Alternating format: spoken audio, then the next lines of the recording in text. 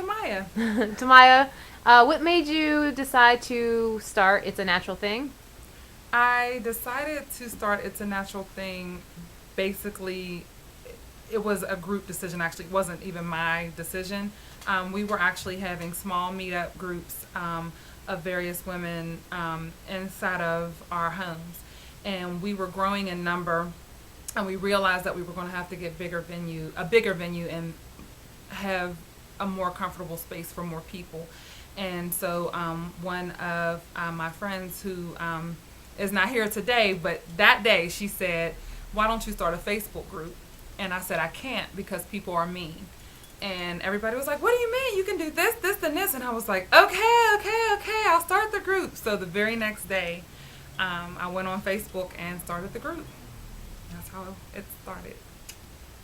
How many years have you been natural, and what prompted you? I've been natural. It would be, I think it's 12 years this year. I don't feel like doing math, but I think it's 12 years this year. I'm almost certain. Okay. And I had inspiration from two of my closest friends, Jody and Anita. They were amazing, and they had beautiful natural hair, and I've been watching them and like, I wonder if I could do that. And it was like, I always thought it was beautiful. I just never considered it for myself. I just didn't even think about it.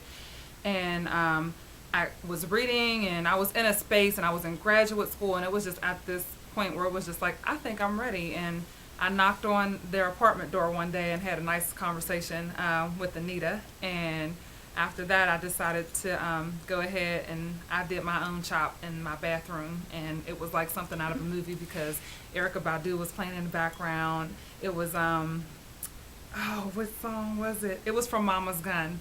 And was it Booty? Yeah, she was just talking, but I'm clever. I was just going, and next thing you know, I was like, oh my gosh, because then I did it. No turning back. So, how did you feel after your big chop? Were you afraid? Were you worried about how people would perceive you? Before I did the chop, I was afraid. I was afraid of not being seen as feminine. At that time, this was 2001 and 2002. It was 2001.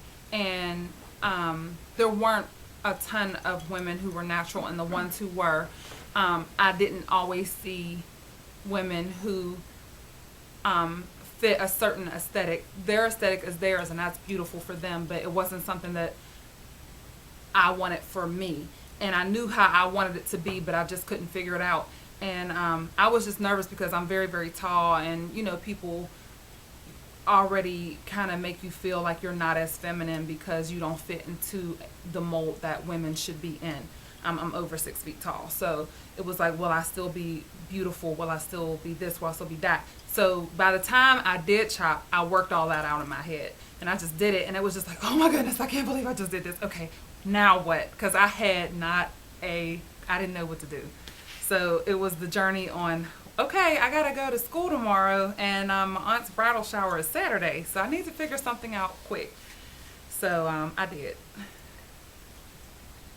What are your go-to styles now that you're more accustomed after 12 years?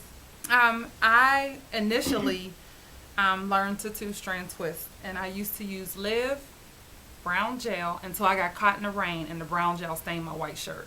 Switched to yellow. Ampro no longer makes the yellow gel. Please, Ampro, bring the yellow gel back. I miss it. But it was Live brown gel and water, and I would wash my hair, and it was very short, almost as short as this side is now. Yeah, about here. And I would just twist, and then the next week I would wear a twist out, and then the following week I'd wash it and do it again. And next thing you knew, we were twisting longer and longer and longer. And the next thing you knew, they would still shrivel up so short you couldn't tell because my hair just tends to shrink. And then I've done everything short of locking to my hair. There's not one thing that I've not done. So I made the decision last week to cut it and just have kind of like a new style that kind of fits where I am now. Because I've twisted it out. I've bantu knotted out. I've wore the fro, like everything. I can't think of anything else. I colored it. I was doing everything to keep from cutting. So, sorry, I cut it, Gracie. But That's it.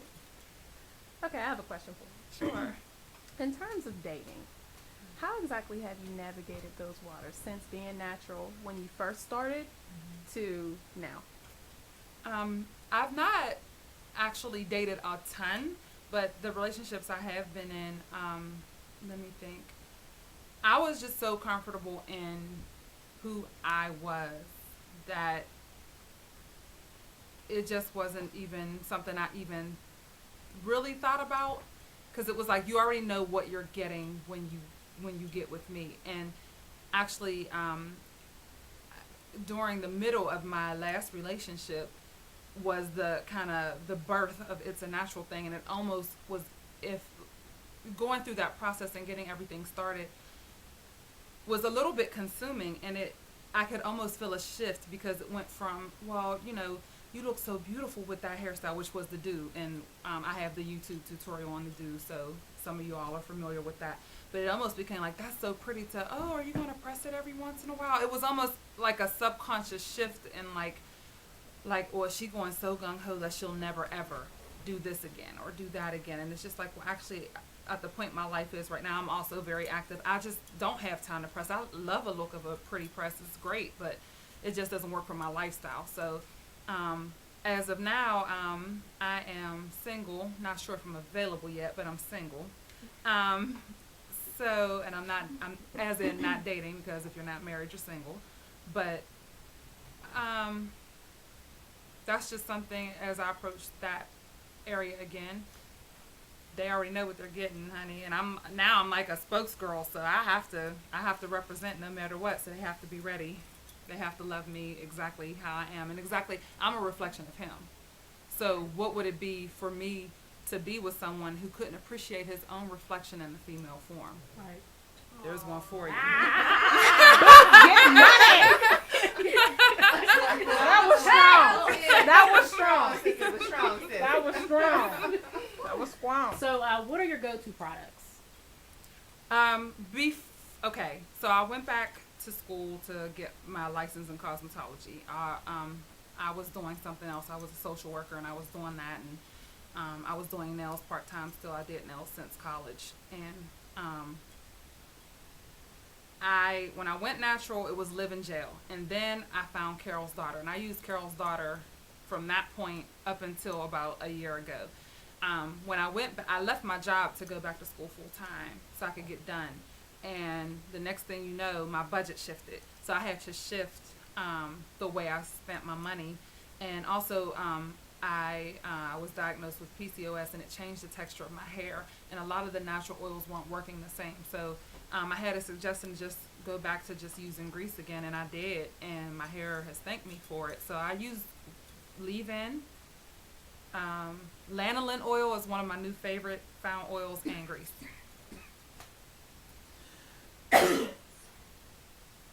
Somebody need a cough drop. Is there any icon that inspires you Wow.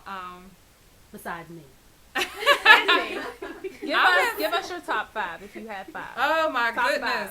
I don't know if I have a top 5. I love so many different women. I love women who aren't afraid to be diverse with their natural hair, who can wear it big and short and cut it bald. So I would have to say, if I would pick one person off the top of my head, it would be Erykah Badu, because she has shaved her head, she wears the big afro wig, she'll dye it blonde, she'll do what, like, there's no rule that can put her in a box and keep her there. She pretty much does what she wants to do. She'll have the big Diana Ross. I love it. And I just think seeing women with their when they first do a TWA, that's such a beautiful inspiration for me. A lot of people are scared of that, but to me, I'll look at her bone structure. I'll see a different aesthetic. I can see her eyes. I can see her cheekbones. I can see her full lips. I think that is so beautiful. So women, don't feel bad if you have to just go ahead and bite the bullet and do your big chop, or whatever reason you decide to wear your TWA, or if you decide to go back to one. I just think that is so beautiful. So I can't really think of a whole lot of different icons, but I could just think of so many pictures in my mind, and she's still the one that comes out on top for me. Any words of advice for anybody who's going natural, whether it's a big chop, a transition, just the everyday dealing with how other people feel about your hair? I would say that you have to transition not just your hair, but you have to transition your mind. You have to be in a place where no matter what, when you cut that hair, you know who you are, and what's coming out of your hair may not match what your perception of it is. I find a lot of times, we go natural with the hope that our hair will be a certain texture or a certain curl pattern or what have you. And when it's not that, there's almost a shift, because you'll see so many pictures and it's just like, you'll always hear the women, well, I could go natural, but my hair doesn't do that. And it's like somebody's like, well, yeah, but your hair can do this. And it's like they do it, and it's like, but my hair still doesn't do that. Embrace what your hair does do.